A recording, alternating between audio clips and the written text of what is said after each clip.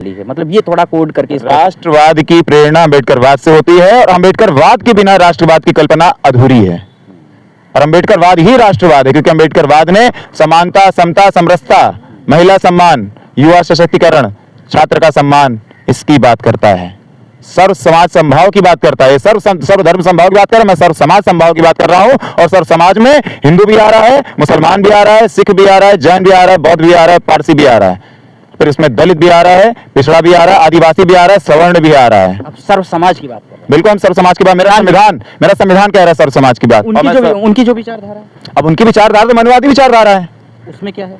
उसमें यही है कि महिला को गुलाम समझो और दलितों को अपने पैर की जूती समझो। एक सवाल ये भी मेरे और इसीलिए हम कहते हैं मनुवाद की छाती पर बिरसा फूले अम्बेडकर, और ये विचारधारा बहुत आगे तक अब जाएगी। दोस्तों नमस्कार, मैं हूं पवन शर्मा। देख रहे हैं हमारे साथ नेशनल आवाज। हमारे साथ जो साथी बैठे हैं यूजीसी प्रोटेस्ट लगातार कर रहे हैं और ये लखनऊ के राजधानी के परिवर्तन चौक पर कर रहे थे।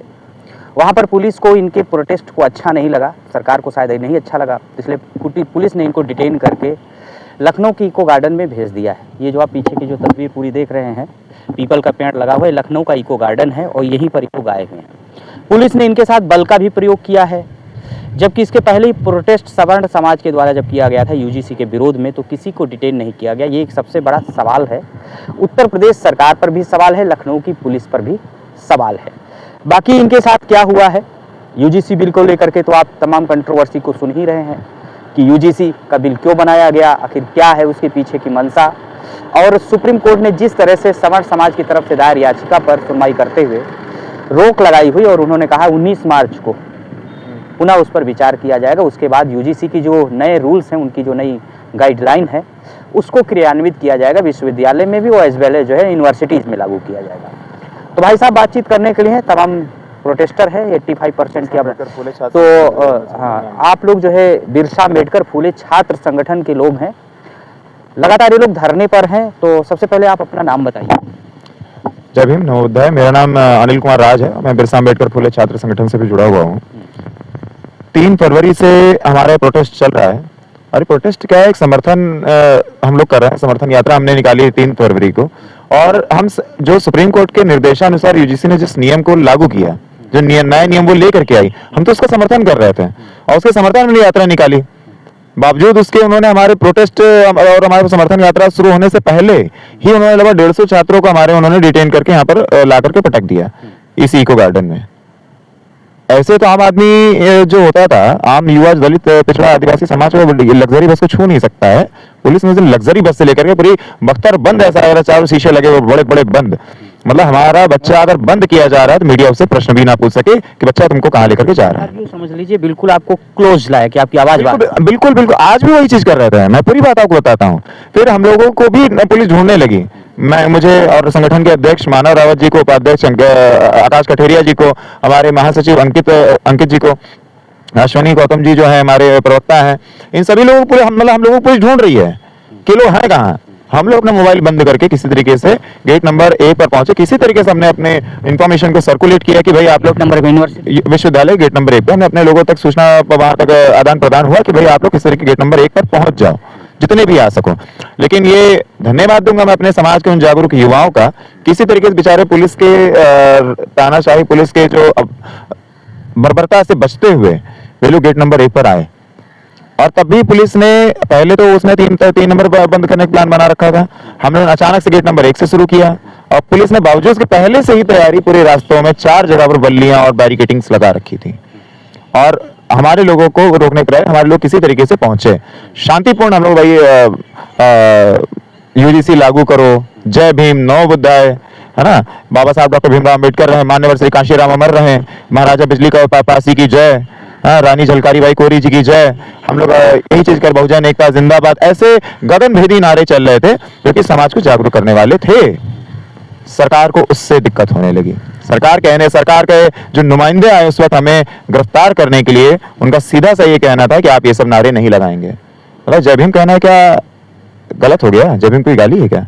हमारे लिए तो आस्था है। वो आस्था के केंद्र हमारे बाबा साहब डॉक्टर भीमराव अम्बेडकर जी हैं, हमारी माता रमाबाई अम्बेडकर जी हैं। आज इनकी जयंती भी है और आज ये देखिए ये जो तस्वीर है, आज इस तस्वीर को देखिए किस तरीके से एक पुलिस का कर्मी इनका था, उसने लात मार के इसको तोड़ा है। यानी इस तस्वीर को लात मार के तोड़ा गया, जो ये आज हमें- स्क्रैच लगा हुआ है। कल भी हमारे लोगों को डिटेन किया गया। कल तो मुझे बहुत बर्बरतापूर्वक उन्होंने उठा के पटक दिया, मेरे पैर में चोट आ गई, मैं भी दिखाऊंगा। और मैं यहाँ तक आता है तो मेरे सर में आई, क्योंकि उन्होंने उठा के जब मुझे फेंका बस की तरफ, मेरे सर में चोट आई सीधा बैक में, और पीछे से पीठ पर लात मारी थी। मैं यहाँ तक आता, मेरी हालत इतनी खराब हो गई कि मैं बेहोश हो गया था। यहाँ पर आकर के बेहोशी की हालत में मुझे बस से उतारा गया था, मुझे होश नहीं था बिल्कुल भी। यहाँ से पुलिस से कहा गया कि एम्बुलेंस बुलवाइए, तो उन्होंने एम्बुलेंस भी, पुलिस ने मना किया, मैं एम्बुलेंस, हमारा कहाँ एम्बुलेंस बुलाना नहीं है। तो मैं पूछ रहा था कि आपके यहाँ पे धरना स्थल पे आप गिरफ्तार करके लेकर कोई मर जाएगा तो आपको वो मंजूर है? मेरे साथियों ने फिर एम्बुलेंस का इंतजाम किया, एम्बुलेंस बुलाया इन्होंने, तब भी उसे कह रहे आप एम्बुलेंस नहीं बुला सकते हो। मतलब आप नहीं बुला सकते, मेरे साथी बुलाएंगे तो कहेंगे कि आप भी नहीं बुला सकते हो, तो एम्बुलेंस बुलाएगा कौन? तब भी साथियों ने बुलाया और एम्बुलेंस आई लेकर के। कब तक यहाँ के लिए रखा गया? देखिए अभी पुलिस, ऐसे तो हम लोगों को देखिए, ऐसे तो किसी गरीब की सुरक्षा कभी पुलिस ने करी ना, आम जनता की सुरक्षा करी नहीं। और हमारे लिए चारों तरफ आप देख ली किस तरीके से अगल बगल लगा रखा है। अभी हमारे एक साथी को पानी पीना था, पानी नहीं पियोगे, टाइम 6 बजे के बाद पियोगे। मतलब पानी प्यासा कब पिएगा? 6 बजे के बाद पुलिस तय करेगी। ऐसा लग रहा है हम लोग आम जनता नहीं, हम लोग आम युवा नहीं, हम लोग समाज सेवी नहीं, हम लोग आतंकवादी हैं। हमारे छात्रों को आज मारा गया, आज भी कई छात्रों कपड़े फाड़ दिए, गाली बक्की गई। और सिविल ड्रेस वाले को अधिकार किसने दिया हमारे छात्रों को, हमारे युवाओं को मारने का?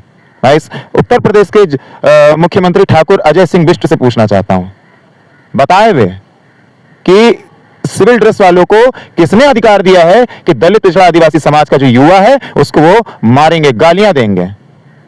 सरकार क्या कर रही है? संविधान की, लोकतंत्र की सीधी सीधी हत्या इस उत्तर प्रदेश के अंदर हो रही है। हमें उम्मीद थी, मैं खुद भी संघ का एक कार्यकर्ता रहा हूं, मुझे कल ही निष्कासित किया गया है। संघ के करता रहता, संघ का कार्यकर्ता रहा हूं, RSS बिल्कुल आरएसएस का एक समर्थित संगठन है, मैं उसका कार्यकर्ता रहा हूं। नाम नहीं लूंगा, ना उसके राष्ट्रीय अध्यक्ष मेरे और भी संबंध है, तो अपना पुत्र समान मुझे मानते हैं, तो मैं उस संबंध को नहीं खराब करना चाहता हूं। उस शाखा का मैं राष्ट्रीय महामंत्री संगठन रहा हूं। केवल इस वजह से मुझे निकाला गया क्योंकि मैंने अपने समाज का समर्थन कर दिया, बस यही। अपने समाज के साथ खड़ा हुआ। मैंने कहा कि धर्मवाद में है, मेरा वो समाज पहले है जिस समाज पे के लिए जिस समाज से मेरी पहचान है, जिस समाज का जब ये लोग सुन लेते हैं, कुछ उच्च वर्ग के लोग जो अपना तथाकथित उच्च वर्ग के लोग हैं, जब ये सुन लेते हैं कि अनिल राज कोरी जात से है, मैं अपने कोरी समाज के लोगों को कहना चाहता हूं, जाग जा भाई, वरना कुछ ही दिनोों में तुम्हें भी तुम्हारी औकात याद दिला देंगे। अपने आप छत्री मत समझो, दलित हो दलित ही समझ के चलो, क्योंकि ये लोग तुम्हें दलित समझते हैं। 15% वालों का राज आज पूरे देश में चल रहा है। आज जब उनको ये पता चलता था ना, मैं तो तिलक लगाता था तो कहते थे अरे ये तो पंडित जी आंख पैर छू लेते थे, कुछ लोग आशीर्वाद लेते थे, कहते पंडित जी का आशीर्वाद सीधा स्वर्ग मिलेगा। तो हम भी कहते भाई नहीं है, ब्राह्मणों के रास्ते में बहुत ट्रैफिक है, सब दुनिया जाकर उनके चरणों में गिरती है, आओ पैर छू, आशीर्वाद सीधा। वैसे भी कोरी समाज की उत्पत्ति राजा मंधाता से हुई। राजा मंधाता तो भगवान राम की पूर्वज है, और भगवान राम उस हमारे पूर्वज हैं, यानी भगवान थे, आप भी समझ सकते हैं। एक तो ये कहावत है तो कि मैं जिस देश राष्ट्र में जन्म लिया बलिदान उसी पे, जिस देश जाति में जन्म लिया बलिदान उसी पे हो जाए। मैं देश के प्रति मेरे दादाजी स्वर्गीय मिश्री लाल जी, वे स्वयं स्वतंत्रता संग्राम सेनानी रहे हैं। लखनऊ के अंदर एक गोमेश्वर महादेव मंदिर 1935 उसकी स्थापना हुई थी। कोरी समाज के आज भी वहाँ पे शिलापट लगा हुआ है, उस मंदिर का मैं सदस्य भी हूँ। वो मंदिर की स्थापना हमारे दादाजी ने और कोरी समाज के लोगों ने मिलकर करी थी। यूजीसी कैसे जो है सवर्ण के विरोध में, मतलब ये चीज समझाया? ये मैं खुद नहीं समझ पा रहा हूँ कैसे सवर्ण के विरोध। भाई महिला की कोई जात होती है, भाई दिव्यांग की कोई जात होती है, कुलपति आपके हैं, प्रोफेसर आपके हैं, कुलपति तय करेगा कि उस कमेटी में रहेगा कौन। तो ये तो कैसे आप कह सकते हो? ये सीधी सीधी बात है, दलित पिछड़ा आदिवासी अधिकार की बात हो रही है, इसलिए खराब लग रहा है। इसलिए इनको खराब लग रहा है कि इनको सम्मान कैसे मिलेगा, ये हमारे बराबर में कैसे बैठ सकता है। दारू की जब दारू की शराबबंदी जब बिहार में हुई थी, अब पता नहीं है कि नहीं, तो हर घर में अब दारू बन रही है, लेकिन जिस दिन ऐलान हुआ था दारू बंद की जा रही है, सबसे दिक्कत किसको हुई थी? बनाने वालों को नहीं, पीने वालों को और बनाने दोनों वालों को। सबसे पहले पीने वालों को, बाद में बनाने वाले तो आज अपने घरों में बना रहे हैं। गुजरात में पान मसाला गुटखा जब तथाकथित तौर पर बंद किया गया, ऐलान किया गया, तो दिक्कत किसको हुई? गुटखा खाने वालों को। तो सीधी सी बात है, जातिवाद को खत्म करने के लिए अगर कोई एक्ट लाया जाता है, कोई नियम लाया जाता है, तो दिक्कत जातिवाद फैलाने वालों को हो रही है, जो जाति अत्याचार कर रहे हैं। आज आपको बता दूं, एक ठाकुर समाज कल्याण विभाग का अधिकारी है, ठाकुर बिरादरी का है, उसको दिक्कत हमारे बच्चों से हो रही है। केवल इस वजह से दिक्कत हो रही है कि उन्होंने यूजीसी के समर्थन में प्रोटेस्ट में पार्ट ले लिया है। उनको आज नोटिस उनके दरवाजे पे चस्पा कर दी गई। उसी अधिकारी ने भी 1 से 1.5 महीने पहले एक आदेश दिया था, एक रिसीविंग दी थी, मैं आपको प्रोवाइड करा दूंगा कि ये बच्चे वहां रह सकते हैं। और अब कह रहा है ये तो अवैध रूप से रह रहे हैं, यानी कि वो अंधे थे उस वक्त जिस वक्त उन्होंने रिसीविंग दी थी। और आज जब हमारे बच्चे वहां पर प्रोटेस्ट में शामिल हो गए अपने समाज के, अपने हक अधिकार के, अपने सम्मान के, अपने समता के अधिकार के लिए, तो आज उनको रोहित वेमुला बनाने में तुले हुए हैं। एक रोहित वेमुला को हैदराबाद में इनके सरकारी दमनकारी नीतियों ने मार डाला। क्या हमारे और 5 रोहित वेमुला यहाँ पर लखनऊ के अंदर बनाना चाहते हैं? बहुजन समाज सोएगा नहीं, अब जाग चुका है, चुप नहीं बैठेगा। अपने इन बच्चों के, अभी यूजीसी के लिए भी लड़ रहा हूं, हमारे अध्यक्ष मानव रावत लड़ रहे हैं, उपाध्यक्ष आकाश कठेरिया लड़ रहे हैं, महासचिव अंकित गौतम जी लड़ रहे हैं। अब इसके बाद उस लड़ाई के साथ साथ हम उस हॉस्टल के लिए भी लड़ाई लड़ेंगे अपने बच्चों के लिए। और केवल ऐसे ही नहीं, आज से 5 बच्चे जो हमारे साथ में हैं, ऐसे पूरे देश में आज यूजीसी के समर्थन में प्रोटेस्ट चल रहा है। और पूरे देश में समाज कल्याण विभाग के हॉस्टल्स हैं, और पूरे देश में समाज कल्याण अधिकारी कौन बना बैठा है, पूरे जिले में समाज कल्याण अधिकारी कौन बना बैठा है, ये आप भी जान रहे हैं। इन जातिवादियों से लड़ाई भी लड़ेंगे हम। अब एक भी रोहित वेमुला नहीं बनने देंगे, और जो रोहित वेमुला बनाने का हमारे छात्रों को कोशिश करेगा, इसी ऑन कैमरा कह रहा हूं, बहुजन समाज को जमीन में खोद कर गाड़ने का काम अब करेगा। आज का दलित नहीं, अब दबंग हो चुका है, बहुत अब अत्याचार सह चुके हैं, अब अत्याचार नहीं सहेंगे। अब ईंट मारोगे तो जवाब पत्थर से देंगे। डीयू में एक महिला है, उनका नाम नहीं याद आ रहा है, वो सवर्ण बिरादरी से थी, वो भी आपके समर्थन में होगी। उनका एक संबंध, एक कोड आया था कि उन्होंने कहा था कि हमें आज ये तय करना है कि मैं अत्याचार करने वालों के साथ खड़े होना है या अत्याचार सहने वालों के साथ खड़ा होना है। शायद आपकी जानकारी गलत है, वो हमारी बहन अदिति मिश्रा जी हैं। और अदिति मिश्रा जी जेएनयू एसयू की प्रेसिडेंट है, जवाहरलाल नेहरू यूनिवर्सिटी छात्र संघ की। दुर्भाग्य ये है कल उनके पूरे छात्र संघ को बर्खास्त कर दिया गया है, बर्खास्त कर दिया। जिनकी बात कर रहा हूँ अदिति मिश्रा जी, सिर्फ इसलिए कि वो अंबेडकरवादी विचारधारा को लेकर के चलती हैं, सिर्फ इसलिए उन्होंने यूजीसी का समर्थन कर दिया है।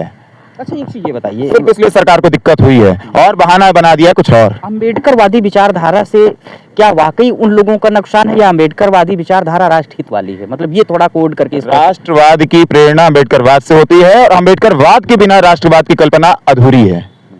और अंबेडकरवाद ही राष्ट्रवाद है, क्योंकि अंबेडकरवाद ने समानता, समता, समरसता, महिला सम्मान, युवा सशक्तिकरण, छात्र का सम्मान, इसकी बात करता है।